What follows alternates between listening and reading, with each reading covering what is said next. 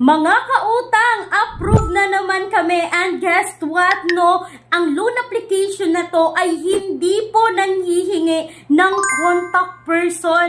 So, ibang-iba talaga ito sa mga other loan application na na-review natin kasi nanghihingi ng tig 5 contact person, 3 contact person, or 2 contact person. But, usually, sa mga other loan application, bihira lang din yung loan application na nanghihingi ng 2 contact person. At ngayon talaga, itong loan application na to is hindi nanghihingi ng contact person at buo mo pong makuha yung loan amount mo dito. So, hello mga kautang, welcome back dito sa aking channel. This is Clarice, ang inyong number 1.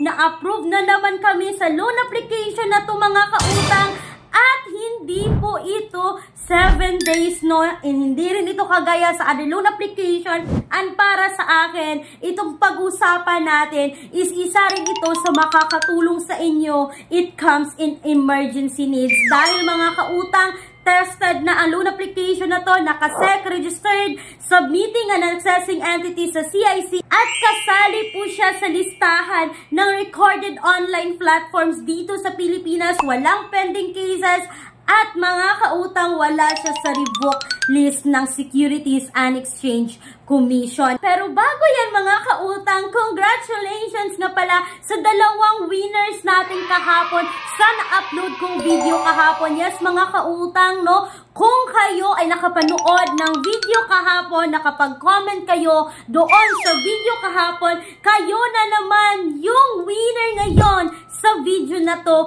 dito ngayon sa aking bagong upload. So mga kautang, kung napanood nyo ang video na to, mag-comment na para may chance kang ikaw na naman ang manalo sa aking pa-spin the wheel bukas. At makikita nyo ngayon dito sa screen ang winner ngayon mga kautang sa video na to, no? So itong winner na to is kahapon po ito na video. So kung gusto nyong sumali, i-comment nyo na mga kautang para makasali kayo. So ito na, excited akong pag-usapan agad natin itong si Kasyalo mga kautang. Yes, of course, hindi na to bago sa inyo, and ako rin ay may experience dito kay Kasyalo at na-approve ako nito ngayon. So itong experience na i-share ko sa inyo is experience po ito ng team namin dito sa Peramax PH. Yes mga kautang, na-approve siya at hindi talaga nangingi ng contact person. So, dediretso agad tayo mga kautang no, na-approve siya 1,000 pesos. Yes, legit na buo yung na-receive na 1,000 pesos. At mga kautang, hindi 7 days kasi ito po ay 14 days. Yes, one-time payment po ito. So, sa 1,000 mga kautang, meron itong Coco Life na 23 pesos. Yung interest rate dito is 28.64 pesos. Yung service fee dito is 42.97 at terms dito is 14 days. Sabi ko nga kanina, babayaran po ng 1,094.61 pesos sa loob po yan na 14 days. So, akalain nyo mga kautang, wala talagang ibang tinatagong charges si Kasyalo, at para sa akin the best siya kung kayo ay makapag-reloan. Kasi ako nga dito mga kautang, based on my personal experience dito kay Kasyalo, no, hindi ako nakapag-reloan dito kahit hindi naman ako na late sa pagbayad dito.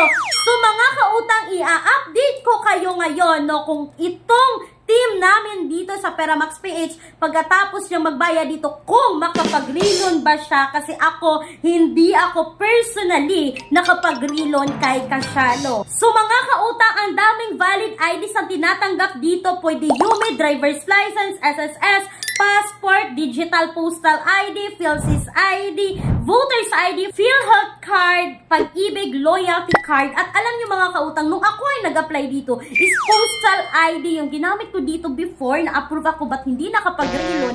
At ngayon mga kautang, yung ginamit sa pag-apply ng team namin dito is UMID ID. So tingnan natin at i-update ko ulit kayo mga kautang kapag siya po ay nakapag-reloan dito. So kung hindi naman kayo talaga na-approve dito kay Kasyalo, may mga alternatives tayo na apply direct website na nasa description box or sa pen comment section ng video neto. And speaking po sa bank personal loan na palagi kong kinukwento, palagi kong binabanggit sa mga bawat upload videos ko mga kautang, yes, legit po ito na bangko.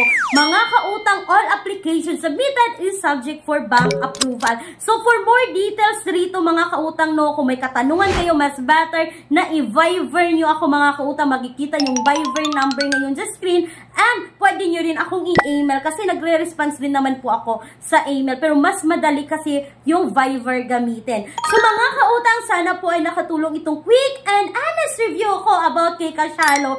And sana po mga kautang, hindi lang puro utang yung pag-uusapan natin ngayon. Sana po ay makapaghanap tayo ng side hustle na may mga idea ako mga kautang na nasa description box yung 101 ways to make money online. I-click nyo na mga kautang, basahin nyo kasi magbibigay yan ng idea sa inyo kung saan pwede kayong kumita online. So sana po ay nakatulong. Yes mga kautang, no, walang contact person nga hinihingi si Kashalo. Once again mga kautang, this is Clarice, ang inyong #1 palautang dahil utang is life. Bye bye bye mga kautang!